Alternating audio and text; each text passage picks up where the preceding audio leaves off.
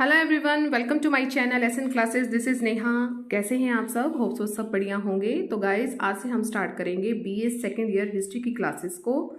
और आज का जो हमारा टॉपिक है वो है आपका चैप्टर नंबर 5, स्वतंत्रता आंदोलन में महात्मा गांधी की भूमिका। असहयोग आंदोलन के बारे में हम पढ़ेंगे, सविनय अवज्ञा आंदोलन के बारे में पढ़ेंगे और भारत छोड़ो आंदोलन के बारे में पढ़ेंगे। और इससे पहले की जो चैप्टर है वो भी मैं जल्दी ही आपको जो है करवा दूंगी। ठीक है, तो आज से हम स्टार्ट करेंगे चैप्टर नंबर 5 को। तो चलिए वीडियो को स्टार्ट करते हैं। सबसे पहले हम बात करेंगे महात्मा गांधी जी की। आपने महात्मा गांधी जी का नाम जो है बिल्कुल सुना होगा। उनको क्या कहा जाता है? उनको राष्ट्र का पिता कहा जाता है, राष्ट्रपिता कहा जाता है। उन्होंने महत्वपूर्ण जो है आपके आंदोलन को चलाया था, जैसे कि असहयोग आंदोलन, सविनय अवज्ञा आंदोलन, भारत छोड़ो आंदोलन, जो कि आपका 1942 में आया था। तो चलिए वीडियो को स्टार्ट करते हैं।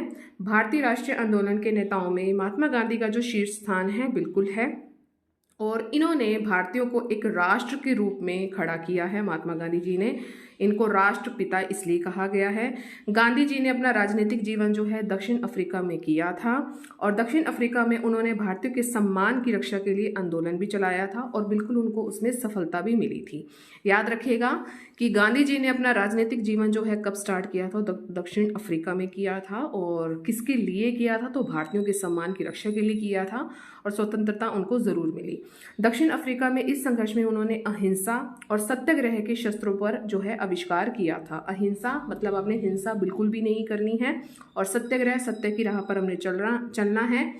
तो ऐसे शस्त्रों का इन्होंने आविष्कार किया था। ये जो आपके महात्मा गांधी जी हैं, ये 1915 में जो है आपके भारत में आ गए थे। इससे पहले ये दक्षिण अफ्रीका में थे। 1915 में जब ये भारत में आए तो ये पूरे भारत में जो है इनका प्रसिद्धि हो चुकी थी। भारत में आकर उन्होंने चंपारण, खेड़ा सत्याग्रह, अहमदाबाद मील का जो था, जैसे स्थानों पर स्थानीय स्थानों में अपने अहिंसा और सत्याग्रह शस्त्रों का परीक्षण किया। तो बच्चे, आप सबको ये सब चीज़ें याद रखनी है कि 1915 से पहले ये दक्षिण अफ्रीका में थे, और गांधी जी कब भारत वापस आए थे? तो 1915 में आए थे। इसके बाद ये सारे काम इन्होंने किए, चंपारण, खेड़ा सत्याग्रह और अहमदाबाद मील में मजदूर वाला जो पॉइंट है, ये सब इन्होंने किए। अतः 1920 में जाके, यानी कि हम बात करें 1915 में ये भारत वापस आए, और 5 साल बाद 1920 में जाकर इन्होंने क्या किया? भारतीय राष्ट्रीय कांग्रेस द्वारा उन्हें अपना नेता बना लिया गया। गांधी जी के नेतृत्व में लगभग 10-10 वर्षों के अंतर पर 3 बड़े जन आंदोलन चलाए गए, जो कि आपके लिए जानना बहुत ज़्यादा ज़रूरी है। तो ये इस चैप्टर में आपको देखने को मिलेगा। इन आंदोलनों में क्या है? इन आंदोलनों में आपकी जो जनता थी, उन्होंने जितने भी वर्ग थे, चाहे मध्य वर्ग है, चाहे उत्तम वर्ग है, कोई भी वर्ग है, उन सब ने भाग लिया। भारतीय स्वतंत्रता संग्राम में इन जन आंदोलनों को असहयोग आंदोलन कहते हैं, सविनय अवज्ञा आंदोलन हो गया, और आपका भारत छोड़ो आंदोलन हो गया। इन सब का बहुत ज़्यादा महत्वपूर्ण स्थान है। ठीक है, 3 जो जन आंदोलन है वो आपके महात्मा गांधी जी से जुड़े हुए हैं। तात्कालिक तौर पर असफल होने के बावजूद भी काफ़ी तक भारत को आज़ादी इन आंदोलनों के कारण ही जो है प्राप्त हुई है। अगर ये आंदोलन ना होते तो हमारा भारत आज़ाद ना होता। वैसे तो माउंटबेटन योजना के तहत हुआ है, लेकिन कहेंगे कि इन आंदोलनों का कहीं ना कहीं प्रभाव जो है आपको ब्रिटिश सरकार पर देखने को मिला है। इस प्रकार विश्व के सबसे बड़े राष्ट्रीय आंदोलन का जो गांधी जी लगभग 25 वर्षों तक एक छत्र नेतृत्व किया, और इन्होंने भारत को बिल्कुल आज़ादी दिलाई। कितने तक नेतृत्व किया? 25 वर्षों तक इन्होंने किया है। उदारवादी, उग्र राष्ट्रवादी, अगर गर्ल्स मुझे सुन रही हैं तो उनको मैंने बहुत अच्छे से करवाया। तो गांधी जी ने 25 साल तक जो है इनका नेतृत्व किया था, और अहिंसात्मक रूप से। कोई हिंसा नहीं करनी है, अहिंसा के मार्ग पर चलना है। इससे हम गांधी जी के राजनीतिक में उद्भव से लेकर उनके जो है द्वारा भारत में चलाए गए असहयोग आंदोलन, सविनय अवज्ञा आंदोलन और भारत छोड़ो आंदोलन का हम इसमें अध्ययन करेंगे। ठीक है, तो समझ गए होंगे आप कि 1915 में जैसे कि आपके गांधी जी भारत आ गए थे दक्षिण अफ्रीका से, वहां पर भी ये बहुत ज़्यादा सक्षम थे, और असफलता इनको ज़रूर प्राप्त हुई है। और 1920 में जैसे ही ये नेता बन चुके थे, और इनके 3 प्रमुख आपके जन आंदोलन है, ये आपको याद रखना है, क्रम वाइज भी याद रखना है। असहयोग आंदोलन, सविनय अवज्ञा आंदोलन और भारत छोड़ो आंदोलन। तो आगे की जितने भी पार्ट्स आएंगे वो बिल्कुल क्लियर होता जाएगा। तो चलिए आगे बढ़ते हैं। गांधी जी का अभ्युदय पढ़ लेते हैं कि कैसे उनका अभ्युदय हुआ, कैसे वो उदय हुए। भारतीय राजनीति में गांधी जी के नेतृत्व के उद्भव को समझने के लिए हमें बात करनी होगी 1920 से पहले की, कैसे उनका राजनीतिक जीवन था। गतिविधियों को बहुत जल्दी हमने समझना है, अगर हम इनको नहीं समझेंगे तो हमें समझ नहीं आएगा कि गांधी जी का उदय कैसे हुआ। अब जो इस राजनीतिक जो गतिविधियां हैं तो हम इनको 2 पार्ट्स में क्या करेंगे, डिवाइड करेंगे। तो गांधी जी का दक्षिण अफ्रीका में कैसे संघर्ष रहा वो मैं आपको पढ़ाऊंगी। फिर गांधी जी का भारतीय राजनीति में प्रवेश कैसे हुआ जब 1920 में वो भारत में आ गए थे। यानी कि उनका टाइम पीरियड हमने 2 पार्ट्स में डिवाइड कर दिया है कि दक्षिण अफ्रीका में वो कैसे थे और भारतीय राजनीति में प्रवेश करने के बाद वो कैसे निखर के आए और इन्होंने 3 जन आंदोलन किए। आगे बढ़ते हैं। इन दोनों कालों का वर्णन आपको जो है इस प्रकार से किया गया है। गांधी जी का अपने दक्षिण अफ्रीका में संघर्ष को अब हम पढ़ते हैं। सबसे पहले जानेंगे कि गांधी जी का जन्म कब हुआ था। ये आप सबको डेट याद रही होगी। गांधी जयंती जिस दिन हम मनाते हैं 2 अक्टूबर 1869 को काठियावाड़ गुजरात के पोरबंदर नामक स्थान पर, ये तो आपको रटा हुआ होगा कि पोरबंदर नामक स्थान पर एक हिंदू परिवार में इनका जन्म हुआ। इनके पिता का क्या नाम था, करमचंद गांधी जी, जो राजकोट रियासत के बिल्कुल दीवान थे। ये चीज़ आपको याद रखनी है। प्रारंभिक शिक्षा के बाद इनको उच्च शिक्षा के लिए इनको इंग्लैंड भेजा गया और वहाँ से बैरिस्ट्री की वकालत पास करी। ठीक है, 1869 में इनका जन्म हुआ, याद रखना है। करमचंद गांधी और ये एक रियासत के दीवान थे। और 1869 से डायरेक्ट आ जाते हैं हम 1891 में, जहां पर ये इंग्लैंड से वापस आ गए थे अपनी बैरिस्टर पास करके। और 1891 में जब ये वापस आ गए तो उन्होंने बम्बई में जो है सबसे पहले वकालत का काम शुरू किया। ठीक है, परंतु इस कार्य में सफलता ना मिलने के कारण वे राजकोट आ गए थे। यहाँ वो आए बम्बई में 1891 में, लेकिन उनको सफलता नहीं मिली, वापस वो राजकोट आ गए। यहाँ उनकी भेंट जो हुई ये आपके लिए जानना बहुत ज़्यादा ज़रूरी है। बच्चे आप सब अंडरलाइन कर लेना। यहाँ उनकी भेंट जो हुई थी गुजराती व्यापारी दादा अब्दुल्ला से हुई थी। राजकोट आने के बाद इनकी सबसे पहली भेंट जो हुई थी दादा अब्दुल्ला से हुई थी। और दादा अब्दुल्ला का व्यापारी कारोबार जो था दक्षिण अफ्रीका में था। दक्षिण अफ्रीका में अब्दुल्ला का अपने बड़े भाई से व्यापार के मामले में कोई झगड़ा चल रहा था और गांधी जी को दादा अब्दुल्ला ने इस झगड़े में वकालत की सहायता करने के लिए दक्षिण अफ्रीका जाने का इन्होंने प्रस्ताव रखा, जिसे गांधी जी ने स्वीकार कर लिया। और इस कार्य के लिए गांधी 1893 में दक्षिण अफ्रीका गए और उन्होंने भारतीयों के अधिकारों के लिए भी संघर्ष किया। समझ रहे हैं आप। वापस आ गए, इंग्लैंड से वापस आ गए, फिर वो आए राजकोट। राजकोट में इनकी भेंट किससे हुई, दादा अब्दुल्ला से हुई। दादा अब्दुल्ला का कोई इनका व्यापारी कारोबार का कुछ चल रहा था, इशू चल रहा था, और वो दक्षिण अफ्रीका में चल रहा था। और किससे चल रहा था, अपने बड़े भाई से चल रहा था झगड़ा। तो गांधी जी ने अब्दुल्ला को इस झगड़े से वकालत, क्योंकि उन्हें बैरिस्टर तो पास की हुई थी, अभी मैंने आपको बताया है, और उन्होंने उनके सामने प्रस्ताव रख दिया। दादा अब्दुल्ला ने गांधी जी के सामने प्रस्ताव रख दिया और गांधी जी ने कहा कि चलो मैं दक्षिण अफ्रीका चला जाता हूँ। और वो 1893 में जो है दक्षिण अफ्रीका चले गए और उसके बाद वहाँ पर उन्होंने जो भारतीय थे उनके अधिकारियों के लिए भी संघर्ष किया। अब जानते हैं कि दक्षिण अफ्रीका में भारतीयों की स्थिति कैसे थी। ये जानना आपके लिए बहुत ज़्यादा ज़रूरी है, क्योंकि कह सकते हैं कि यहीं पर जब वो भारत आए तो उसका प्रभाव आपको कहीं ना कहीं देखने को मिलेगा। ठीक है, दक्षिण अफ्रीका में भारत का प्रवेश जो हुआ वो 1860 में हुआ। ठीक है, दक्षिण अफ्रीका में कब शुरू हुआ, 1860 में। और दक्षिण अफ्रीका में रहने वाले जो अंग्रेज थे अपने खेतों पर काम करवाने के लिए भारतीय मजदूरों के एक तहत के ले जाते थे। आप समझ सकते हैं कि इतनी खराब दशा चल रही थी पूरे भारत में, तो दक्षिण अफ्रीका में तो चलेगी ही चलेगी। वहाँ पे भी मजदूरों के साथ, या जो छोटे थे, छोटी जात के थे, जो भी थे, मतलब उनसे जो भी नीचे लेवल के थे ना, उनके साथ बहुत बुरा हाल कर रखा था। ये भारतीय मजदूर समझौता समाप्त होने के बाद भी वहीं बसने लग गए। उनसे समझौता करा लेकिन वहीं पे बसने लगे, उनके पास कोई चारा नहीं था। इन मजदूरों के साथ कुछ भारतीय व्यापारी भी दक्षिण अफ्रीका जाने लगे, भारतीय जो व्यापारी है वो भी जाने लगे। इस प्रकार जब गांधी जी दक्षिण अफ्रीका पहुंचे, इससे पहले 3 तरह के भारतीय लोग वहां पर रहते थे। पहले कौन से रहते थे, जो समझौते या इकरारनामे के तहत काम करने वाले मजदूर होते थे। आप कैसे लिखेंगे, जैसे मैंने आपको तरीका बताया हुआ है। प्रथम में कैसे आएगा, समझौते या इकरारनामे के तहत काम करने वाले मजदूर। दूसरे कौन थे, समझौता समाप्त पर स्वतंत्र मजदूर के रूप में रहने वाले मजदूर, यानी कि हमें समझौता चाहिए ही नहीं और हम स्वतंत्र रहेंगे। तीसरे कौन से थे, तीसरे भारतीय कौन से थे, थोड़े से व्यापारी होते थे और उन्हें क्लर्क का काम दे दिया और सहायक। इन 3 कैटेगरी में जो है हमारे भारतीय बटे हुए थे। कहाँ पर, दक्षिण अफ्रीका में। इन तीनों की भारतीयों की जनसंख्या लगभग 2 लाख थी, 2 लाख में बटे हुए थे। और दक्षिण अफ्रीका में जो भारतीय रहते थे वो सभी क्या थे, अनपढ़ थे, जो थोड़ा थोड़ा पढ़े लिखे थे और जिनको इंग्लिश बहुत कम आती थी। भारतीय मजदूरों से अंग्रेज जो है मालिक दासों और जैसा व्यवहार करते थे। आप ये कोई रटने वाली बात नहीं है, आप समझ सकते हो कि उस टाइम उनकी क्या दशा रही होगी। और दूसरे भारतीयों के साथ नागरिक अधिकारों, व्यापार संपत्ति अधिकारों के मामले में जातीय भेदभाव का जो है बर्ताव किया जाता था। कहीं से भी भारतीय किसी भी प्रकार से सुखी बिल्कुल भी नहीं थे। ठीक है, सभी भारतीयों को मजदूर कहकर बुलाया जाता था, कुली कहकर बुलाया जाता था। फुटपाथ पर चलने की उनको अनुमति नहीं थी। रात को वे बिना अनुमति पत्र के बाहर भी नहीं घूम सकते थे। रेल यात्रा में दूसरे दर्जे के डिब्बों में सफर करने से उनको रोका जाता था और रेल के फुट बोर्डों पर रहकर कहा जाता था। होटल में प्रवेश करने की अनुमति नहीं थी। ये सारा आप जो है कर सकते हैं। अब बात करेंगे कि हम गांधी जी का दक्षिण अफ्रीका में जातीय भेदभाव से कैसे सामना हुआ।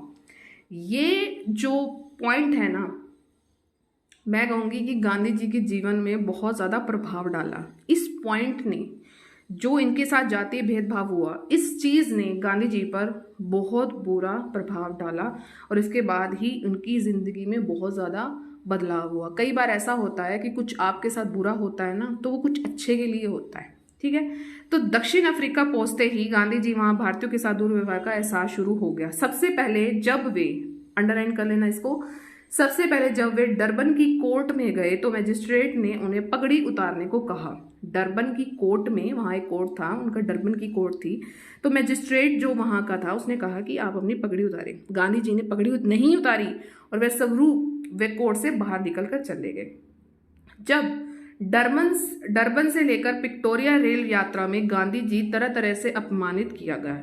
यहां से डरबन से लेकर जो आपका पिटोरिया रेल है, पिटोरिया तक, पिटोरिया एक आपकी जगह है, ठीक है, डरबन से पिटोरिया, तो ये आपकी जगह है। यहाँ से यहाँ तक जब इन्होंने रेल यात्रा करी, क्योंकि यहाँ पर उन्हें कहा कि अपनी पगड़ी उतारो, डरबन कोर्ट में उनको कहा कि अपनी पगड़ी उतारो, तो गांधी जी ने बात नहीं मानी। तो यहाँ से लेकर यहाँ तक इनकी बहुत बेइज्जती हुई। गांधी जी के पास जो है रेल के प्रथम यात्रा का टिकट था, परंतु उन्हें डिब्बे से जबरन उतारा गया और उनका सामान भी बाहर फेंक दिया। मार्टिजबर्ग के उस स्टेशन पर गांधी जी को प्रतीक्षालय में कड़ाके की सर्दी में सारी रात बैठकर गुजारनी पड़ी। मार्टिजबर्ग के, ठीक है, याद रखना। आगे की यात्रा में गोरे लोगों ने उन्हें के साथ बैठने को बाध्य कर दिया। फिर से उन्हें वहां उठाकर पायदान पर बैठने को कहा गया। देखिए, हमारे वो देश के राष्ट्रपिता हैं और उनको क्या क्या सहना पड़ा वो आप पढ़ रहे हैं। गांधी जी के विरोध करने पर उनको मारा पीटा भी गया। देखिए, जोहान्सबर्ग में उन्हें रात गुजारने के लिए होटल में कमरा लिया, परंतु उन्हें हर होटल में जवाब दिया कि कोई भी कमरा खाली नहीं है। अब कहाँ पर उन्होंने कमरा लिया? जोहान्सबर्ग में। जोहान्सबर्ग से पिटोरिया के लिए उन्हें प्रथम श्रेणी का टिकट तक देने से मना कर दिया।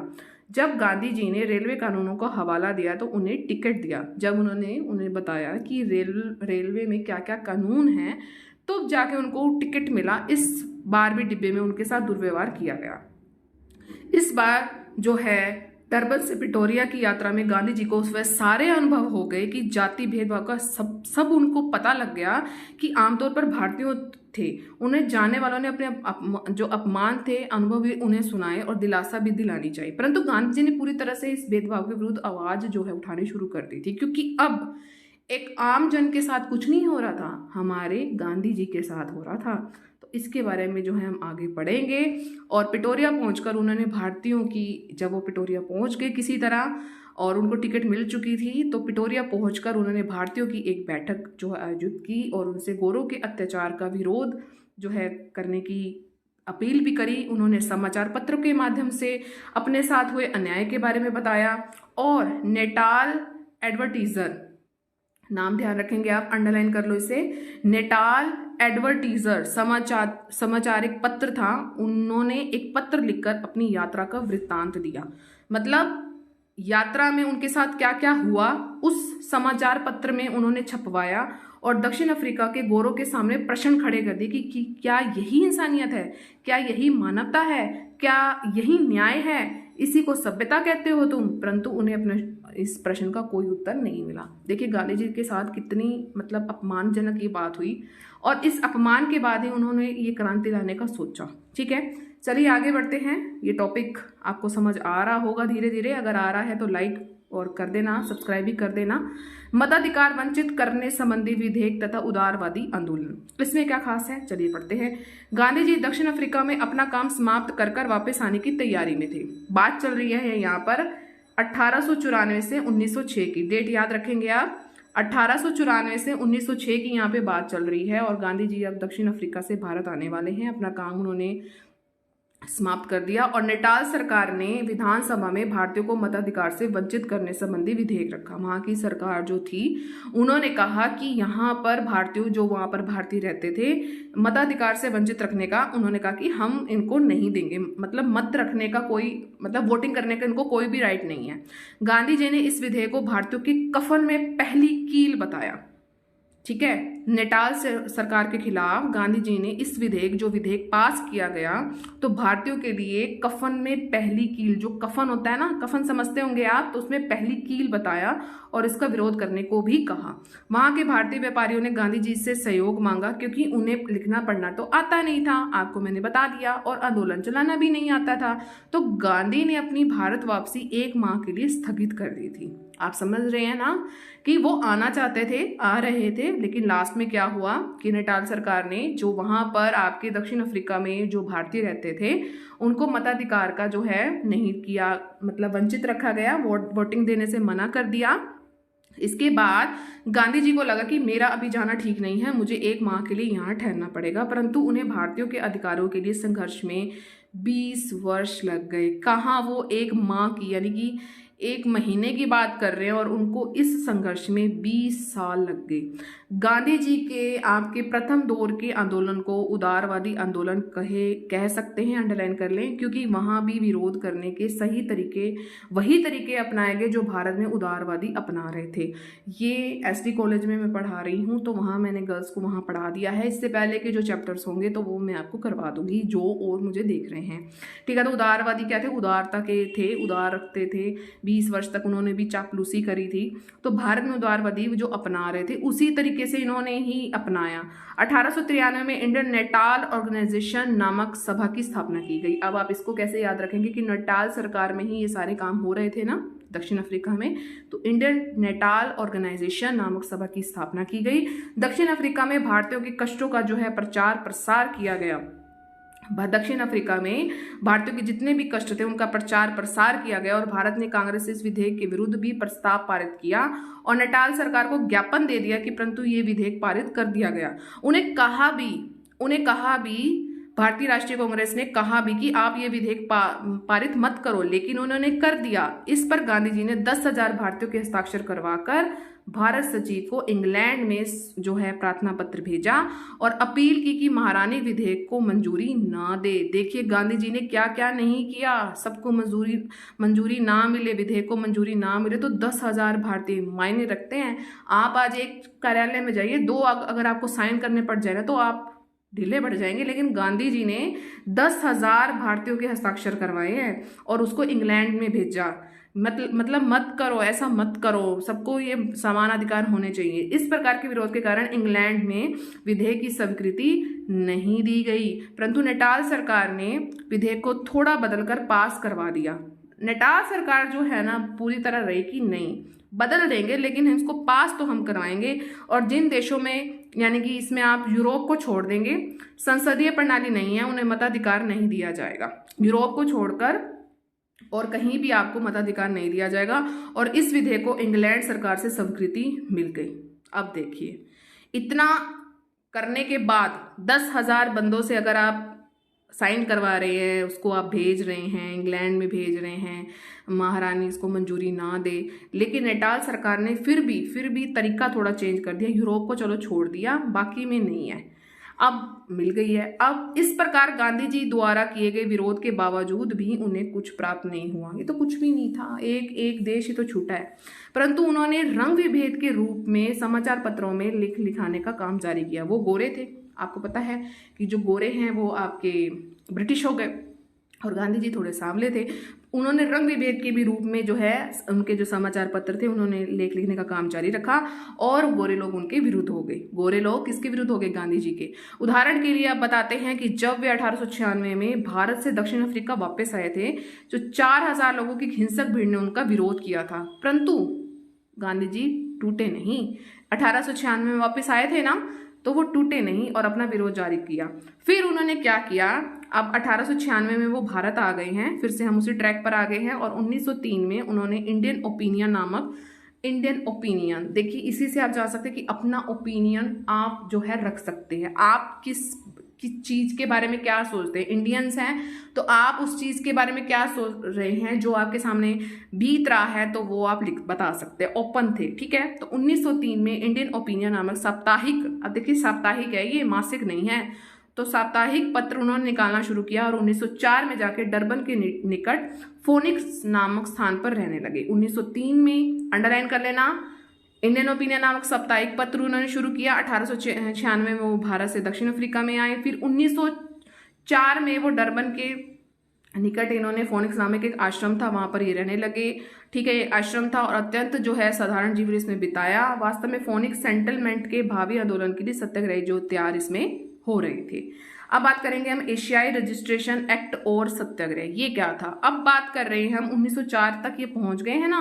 1903 में आपके इंडियन ओपिनियन आपका साप्ताहिक पत्र शुरू हो गया, अंडरलाइन कर लेना। 1904 तक हम पहुंच गए हैं, फोनिक्स तक पहुंच गए हैं। अब बात करेंगे हम 1906 की। इसमें क्या हुआ, इसमें इसी मध्य 1906 में ट्रांसवाल सरकार ने भारतीयों को और अपमानित करने के लिए एशियाई रजिस्ट्रेशन पास कर दिया। अब एशियाई रजिस्ट्रेशन क्या है, अब ये पढ़ते हैं। 1906 में ये बात आई, ट्रांसवाल सरकार थे ये। अब जो है पहले नेटाल आए, अब ट्रांसवाल आ गए, नेटाल ट्रांसवाल। तो इस तरह भारतीयों को और अपमानित किया और इस एक्ट के अनुसार 8 वर्ष की उम्र से अधिक सभी एशियाई लोगों को अपना पंजीकरण करवाना था।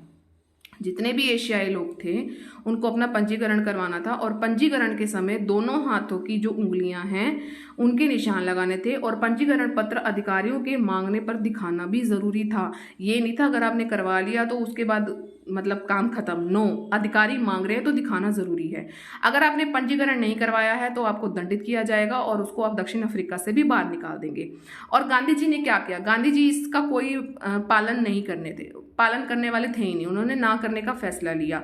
फिर उन्होंने इसमें क्या किया, सविनय अवज्ञा आंदोलन को शुरू कर दिया। कब किया, सविनय अवज्ञा आंदोलन को उन्होंने शुरू कर दिया। और फिर क्या किया, जोहान्सबर्ग में, यानी कि 11 सितंबर 1906 को जोहान्सबर्ग के आपके एक थिएटर था जिसका नाम था empire theatre, underline, empire theatre में भारतीयों की एक मीटिंग बुलाई गांधी जी ने और मीटिंग में एक्ट का विरोध करने और आखिरी तक लड़ने का इन्होंने फैसला लिया। गांधी जी ने कहा कि वे मर जाएंगे परंतु ये कानून के सामने नहीं झुकेंगे। एक बार जो हो गया, बार बार नहीं झुकता मैं। सभी लोगों ने कानून ना मानने की जो है शपथ भी ले ली और आंदोलन चलाने के लिए पैसिव रेजिस्टेंस एसोसिएशन नामक संगठन की स्थापना कर दी। इस संगठन का बच्चे आप सबको नाम ध्यान रखना होगा। और इंग्लैंड सरकार से भी एक्ट को स्वीकार ना करने की क्या कर दी, इन्होंने प्रार्थना कर दी, परंतु सरकार ने कोई सुनवाई नहीं की। वो चाहते थे कि इस एक्ट को पास मत करिए, पंजीकरण करवाना, दोनों हाथों की उंगलियों के आपने निशान बनाने हैं, अगर आपको अधिकारी कह रहा है तो आपको दिखाना जरूरी है और गांधी जी उसका विरोध कर रहे हैं। रिवीजन होगी आपकी। तो इसको एक्ट को स्वीकार करने की जो है प्रार्थना की और जो इसमें सरकार थी वो बिल्कुल भी सुनवाई उसने नहीं की। गांधी जी ने विरोध जारी रखा, वो नहीं हारे, वो बिल्कुल नहीं हारे और पंजीकरण भी नहीं करवाया। देखिए कोई सुनवाई भी नहीं हुई है, उन्होंने विरोध भी किया और पंजीकरण भी नहीं करवाया। इस पर गांधी जी समेत 27 लोगों पर मुकदमा चल गया। गांधी जी समेत 27 लोगों पर मुकदमा चल गया और इन लोगों को दोषी ठहराया गया और देश छोड़ने का आदेश दिया। आदेश ना मानने पर उन्हें जेल भेज दिया 27 लोगों को। और जेल में जाते जाते 27 से कितने हो गए, 155। ठीक है, और गांधी जी ने जेल को किंग एडवर्ड का होटल संज्ञा दे दी। ठीक है, अंडरलाइन कर लेना। हंसी इसलिए आ गई कि सिर्फ 27 लोग थे और जब जेल जाने लगे तो 155 हो गए, तो होटल वाली हो गई ना। तो किंग एडवर्ड होटल की संज्ञा किसने दी? गांधी जी ने दी। इसी बीच सरकार ने गांधी जी को बातचीत के लिए आमंत्रित कर लिया। अब उन्होंने सोचा कि भाई हम इसको कह रहे हैं आ जाए, हमारी वो पंजीकरण भी नहीं करवा रहा, हमारा विरोध भी कर रहा है, 27 लोग से 155 लोग भी हो गए हैं, और 11 सितंबर 1906 को जो है जोहान्सबर्ग के एम्पायर थिएटर में इसने भारतीयों की मीटिंग भी बुला ली है गांधी जी ने। तो अब बातचीत के लिए उसने आमंत्रित कर लिया और गांधी जी ने आमंत्रण स्वीकार करके जनरल स्मूटस से बातचीत की। उन्होंने उस आमंत्रण को स्वीकार किया और जनरल स्मूटस को बुला लिया, बातचीत करी। बातचीत में स्मूटस ने आश्वासन दे दिया कि यदि भारतीय स्वेच्छा से पंजीकरण करवाए तो एक्ट समाप्त कर दिया जाएगा। हम उन पे कोई दबाव नहीं डालेंगे, भारतीयों पर हम किसी प्रकार का दबाव नहीं डालेंगे, वो स्वेच्छा से पंजीकरण करवाए और एक्ट हम उसी टाइम जो है कर देंगे। ये स्मूट्स ने बोला था, ठीक है, याद रखिएगा। गांधी जी ने ये स्वीकार कर लिया, परंतु उनके अन्य लोगों ने उसकी निंदा की, जो और अन्य थे ना सहयोगी, उन्होंने उसकी निंदा कर दी। यहाँ तक कि गांधी जी पंजीकरण के लिए जा रहे थे तो उन पर घातक हमला भी हो गया। और कहाँ वो कह रहा था कि सभी अगर भारतीय कर लेंगे पंजीकरण तो मैं उसको समाप्त कर दूंगा, और कानून पर ही हमला हो गया। इसी बीच सरकार ने पंजीकरण कर लिया, परंतु कानून रद्द नहीं किया गया। इस पर गांधी जी ने पुनः सत्याग्रह शुरू कर दिया और सारे जितने भी पंजीकरण थे ना पत्र आग में जला दिए। देखिए क्या क्या किया है हमारे में महात्मा गांधी जी ने, और ये पॉइंट आपको समझ आ गया होगा। एशियाई रजिस्ट्रेशन एक्ट और सत्याग्रह कैसे शुरू हुआ आपको समझ आ गया होगा। अब ठीक है, लाइक तो बनता है ना, लाइक कर देना, भूल जाते हो आप। भारतीयों पर आवर्जन प्रतिबंध तथा सत्याग्रह का विस्तार। इसी बीच दक्षिण अफ्रीका के एक अन्य प्रांत ट्रांसवाल, वही ट्रांसवाल की सरकार है, उसने भारतीयों के आने पर प्रतिबंध लगा दिया कि भारतीय नहीं आएंगे। तो गांधी जी ने घोषणा की कि सत्याग्रह आंदोलन इस कानून के विरुद्ध भी चलाया जाएगा। और इस कानून का विरोध करने के लिए गांधी जी ने अनेक भारतीयों के साथ नेटाल की सीमा पर ट्रांसवाल में दाखिल हुए। नेटाल की सीमा पर, नेटाल सरकार आप याद रखेंगे, ट्रांसवाल में दाखिल हुए और गांधी जी को गिरफ्तार कर लिया गया और कठोर कारावास की उनको सजा भी दी गई। और सरकार ने भारतीयों को भेजना भी शुरू कर दिया, व्यापार पर भी दबाव पड़ने लग गया, आंदोलन में गिरावट आने लगी। अब यहाँ पे आपको ने क्या याद करना है कि जो गांधी जी को ना मेन इन्होंने ना सजा दे दी, इस चीज पर आकर इनको सजा दे दी। जब प्रमुख नेता को सजा मिल गई है तो सब कुछ जो है तिलमिला उठेगा, कुछ ना कुछ तो उसमें आपको देखने को मिलेगा ही जो गलत होगा। ये आप रीड आउट कर लेना, ठीक है। और अब बात करेंगे हम पोल टैक्स विवाद संबंधी निर्णय और सत्याग्रह का जब अंतिम चरण आता है तो 1913 की बात करेंगे हम। 1913 में गांधी जी ने बड़े पैमाने पर सत्याग्रह शुरू किया था, आप सबको पता है। और इस बार टैक्स को भी आंदोलन के दायरे में लिया गया, जो आपका टैक्स था ना उसको भी लिया गया। और भारतीयों से ये टैक्स 3 पौंड लिया जाता था और बहुत ज्यादा था। उस समय जो टैक्स लिया जाता था ये 3 पौंड लिया जाता, क्योंकि बड़ी मुश्किल से जो भारतीय आपके मजदूर थे वो एक महीने में 10 शिलिंग कमा लेते, यानी कि शिलिंग एक मुद्रा होती थी। जब इस टैक्स के विरुद्ध आंदोलन शुरू हुआ तो भारतीयों ने इसमें भाग भी लिया। वो लेंगे क्योंकि टैक्स से ही सब कुछ हो रहा था। इसी बीच दक्षिण अफ्रीका का जो सर्वोच्च न्यायालय था उन्होंने निर्णय लिया कि अब एक ईसाई तरीके से नहीं होंगे, पंजीकरण नहीं होगा, वे मान्य नहीं होंगे। हिंदू, मुस्लिम, सिख, फारसी रीति रिवाज से की गई शादियां अवैध थी और उन विवाहों से उत्पन्न संतान भी अवैध थी। भाई तुम पहले उनका पंजीकरण करवा रहे थे, वो मान्य नहीं होंगे। पहले पंजीकरण के लिए तुमने लड़ाई करी गांधी जी से और वो लास्ट में वो जल भी गए। अब तुम कहते हो कि भाई की जो आपके हिंदू, मुस्लिम, सिख, ईसाई है वो अगर शादी करते, बच्चे पैदा करते तो अवैध हो गए। अब ऐसे कैसे अवैध हो जाएंगे, आप समझ रहे होंगे ना। तो यही था पोल टैक्स, विवाद संबंधी निर्णय और सत्याग्रह का अंतिम चरण। गांधी जी ने सबसे पहले नेटाल से ट्रांसवाल की सीमा को पार करने के लिए यात्रा शुरू कर दी और इस यात्रा में महिलाएं भी थी। इंटरेस्टिंग फैक्ट, इस जत्थे को गिरफ्तार कर लिया गया और इसी समय 11 महिलाओं का मार्च टॉल्स्टॉय फार्म से नेटाल के न्यू कैसल कस्बे में ये पहुंचा। ये चीज आपको याद रखनी है, अंडरलाइन कर लेना कि 11 उस समय महिलाएं थी जो आपके महात्मा गांधी जी के साथ थी और उन्होंने जो है नेटाल से ट्रांसवाल की सीमा पर जो है यात्रा शुरू की थी। और टॉल्स्टॉय फार्म जो था उस समय तो वो कस्बे में पहुंचा और लोगों ने वहां पर खान मजदूरों की हड़ताल के लिए उनको प्रोत्साहित करा और इसमें महिलाओं को गिरफ्तार कर लिया गया। ठीक है, ये जो वहां पर हड़ताल हो रही थी मजदूरों की, वहां पर जाकर उनको प्रोत्साहित किया और इसी बीच जो महिलाएं इनके साथ गई थी उनको गिरफ्तार कर लिया। इस पर गांधी जी न्यू कैसल पहुंचे और वहां पर उन्होंने जो आंदोलन था उसकी बागडोर संभाल ली। मजदूरों ने हड़ताल कर दी। गांधी जी ने 2000 मजदूरों को लेकर न्यू कैसल से ट्रांसफर को जो है रवाना हुए और सरकार ने 2 बार गांधी जी को गिरफ्तार करके छोड़ दिया। ये चीज आपको सारी याद रखनी है बच्चों। अंत में सभी मजदूरों के जबरदस्ती ट्रेन में बिठा दिया और उनको नेटाल भेज दिया, जहां इन पर मुकदमा चलाया गया था।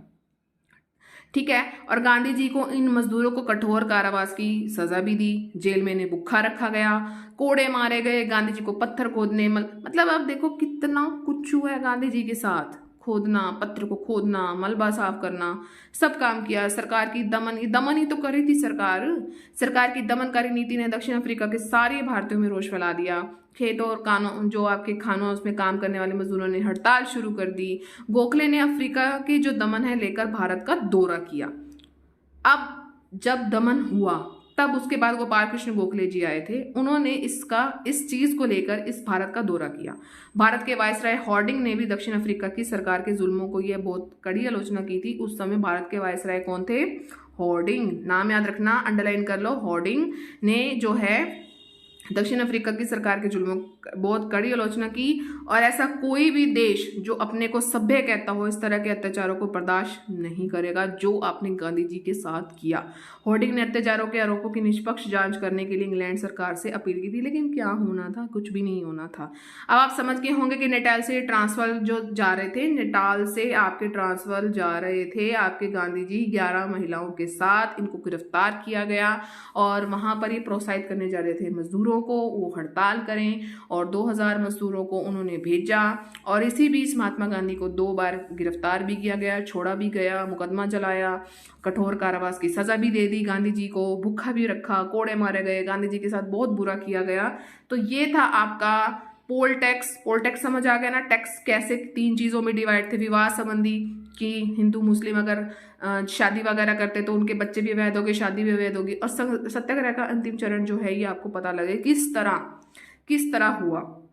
ठीक है। और गांधी सरकार में वार्ता और आंदोलन की सफलता, ये पढ़ लेते हैं लास्ट। आंदोलन से मजबूर होकर सरकार ने गांधी जी से वार्ता करी। ये आंदोलन चल रहे थे तो सरकार ने क्या किया? गांधी जी से वार्ता करी। लॉर्ड हॉर्डिंग और गोखले और CF एंड्रयूज ने सरकार से लंबी बातचीत करी और गांधी जी की ज्यादातर मांगों को स्वीकार कर लिया। जो गांधी जी चाहते थे तो उनका स्वीकार किया। पोल टैक्स को भी समाप्त कर दिया जो ऊपर अभी हमने पढ़ा। एशियाटिक रजिस्टर एक्ट भी वापस ले लिया जो हमने पीछे पढ़ा। भारतीय विवाह को भी वैध मान लिया जो ये अवैध मान रहे थे। आवर्जन प्रतिबंधों को हटाने पर भी इन्होंने कहा कि हम आश्वासन देते हैं। दक्षिण अफ्रीका में गांधी जी का ये वाला सत्याग्रह बिल्कुल सफल रहा और इस सत्याग्रह ने गांधी जी ने अनेक सबक लिए, बहुत कुछ सीखा। कुछ अगर हम कर रहे हैं तो सबक तो लेंगे। सर्वप्रथम की गरीबों में बलिदान और कठिनाई से की शक्ति होती है, गरीबों में ये शक्तियां होती हैं और उन्हें दक्षिण अफ्रीका में सभी वर्गों के लोगों का नेतृत्व करने का मौका मिल गया। इन सब चीजों से वो समझ सके कि हर वर्ग के लोगों को उन्होंने बड़े करीब से देखा और सभी वर्गों की एकता को जरूरी मानने लगे, चाहे कोई भी वर्ग हो, उच्च वर्ग हो, मध्यम वर्ग हो। आंदोलन में उनका अनुभव था कि अनेक उतार चढ़ाव आते हैं, घबराना नहीं है। देखा आपने इसमें दक्षिण अफ्रीका में वो घबराए नहीं है, कहीं भी छोड़ा भी नहीं है, विरोध कर रहे हैं लेकिन पंजीकरण भी नहीं करवा रहे हैं। मैं क्यों उनकी बात सुनूं? वो ऐसे थे। इससे दुश्मन स्वयं के लोग भी नाराज हो सकते हैं और जो उनके साथ बाकी की पार्टीज थी, मतलब जो और लोग थे, तो दुश्मन भी नाराज होगा और स्वयं के लोग भी नाराज होंगे। दक्षिण अफ्रीका में वो सबसे अधिक पढ़े लिखे व्यक्ति थे। वो आपको मैंने बताया कि बहुत गरीबी थी और अनपढ़ता थी। इसी वजह से उन्हें स्वतंत्र वातावरण में एक विशेष शैली में आंदोलन चलाने का मौका मिल गया क्योंकि पढ़े लिखे व्यक्ति थे, जिससे सभी अप्रवासी भारतीय शामिल हुए और गांधी जी ने अपने संघर्ष करने के जो है तरीकों का विकास किया। तो इतना ही हम आज पढ़ेंगे। तो आज देखा, कुछ समझ आया, दक्षिण अफ्रीका के बारे में पढ़ा कि दक्षिण अफ्रीका में भारतीयों की स्थिति कैसे थी और गांधी जी ने उनके साथ क्या क्या किया। और कल हम करेंगे गांधी जी का भारतीय राजनीति में प्रवेश। तो ये रहेगा पार्ट 1। देखिए एक बार कि आपको ये पढ़ाया एशियाटिक रजिस्ट्रेशन एक्ट और सत्याग्रह, ये आपको अच्छे से समझ आ गया होगा। और मताधिकार वंचित किया गया, उदारवादी आंदोलन चलाया गया, दक्षिण अफ्रीका में जातीय भेदभाव से सामना की, बहुत अच्छे से मैंने आपको समझाया। फिर क्या क्या हुआ कि भारतीयों की स्थिति एक्चुअल में कैसी थी, ये मैंने आपको दक्षिण अफ्रीका में बताया कि भारतीयों की स्थिति कैसी थी और शुरू में इनके बारे में बताया। तो कैसा लगा ये वीडियो? कमेंट सेक्शन में आपने ज़रूर बताना है।